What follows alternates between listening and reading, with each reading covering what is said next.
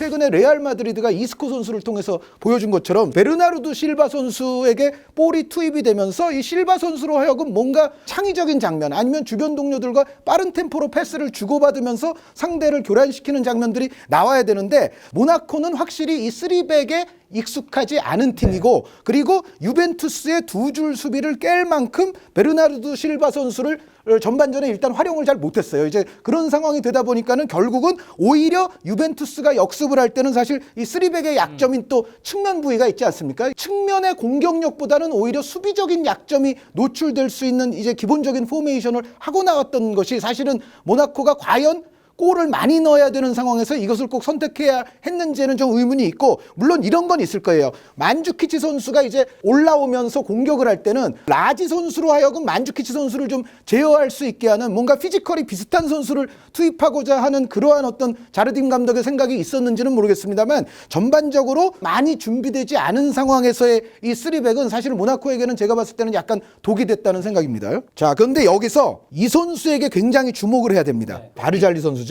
쿼드라도 선수를 희생시키면서 이제 투입이 된 수비수라고 볼 수가 있는데 항상 이 바르잘리 선수는 백라인의 선수들 가운데서는 굉장히 높이 전진을 하거나 혹은 상대의 음바페 선수라든가 아주 주요 공격수를 데인마크처럼 따라 나오는 경우들이 꽤 많아요. 그런데 바르잘리 선수가 이렇게 이동을 해줬을 때 유벤투스는 항상 그 공간을 메웁니다. 이 바르잘리 선수가 이동할 때는 항상 이 알베스 선수가 바르잘리 선수의 위치에 따라서 항상 커버하는 움직임을 가져가 준다는 것. 그것이 톱니바퀴처럼 들어맞는다는 것이 유벤투스의 수비적인 움직임 가운데에서도 가장 대표적인 특성이라고 볼 수가 있겠습니다. 이제 모나코가 자랑하는 측면 공격이 이루어집니다. 음바페 선수까지 지금 측면으로 와 있죠. 근데 이제 음바페 선수가 볼을 잡았을 때 역시 지금 바르잘리 선수거든요.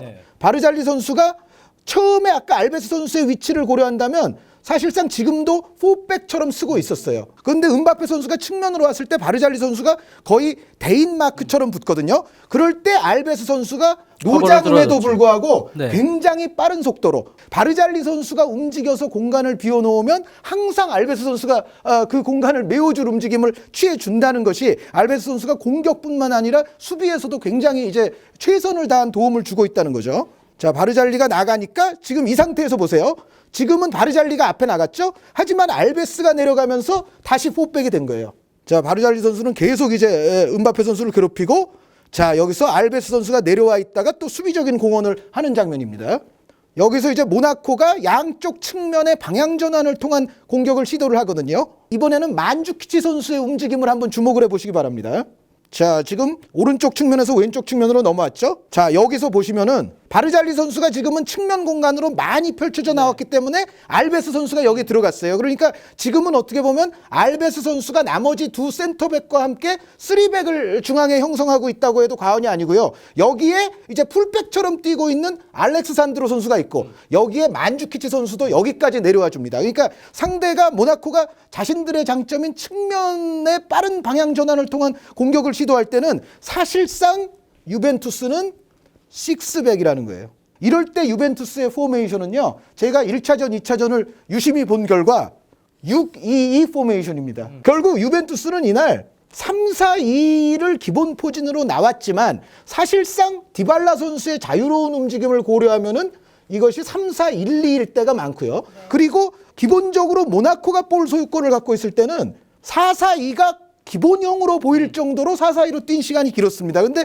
이 4-4-2도 경우에 따라서는 4-2-3-1이나 4-4-1-1처럼 이런 형태의 이제 4백이 됐다가 상대가 양 측면에서 방향 전환을 하면서 공격해 들어올 때는 6-2-2 포진이 나옵니다. 다른 팀들은 사실은 이렇게 상황에 따라서 여러 가지 방식으로 움직여라고 얘기를 하면 이것이 사실은 톱니바퀴가 오히려 어긋나면서 사실은 빈 공간이 노출이 되고 이런 경우들이 많은데 순간순간 상황에 따라서 포메이션을 바꾸고 동료가 비우고 나온 공간에 들어가는데 그것이 너무 물 흐르듯 이루어지는 게 아주 정말 놀라울 정도예요.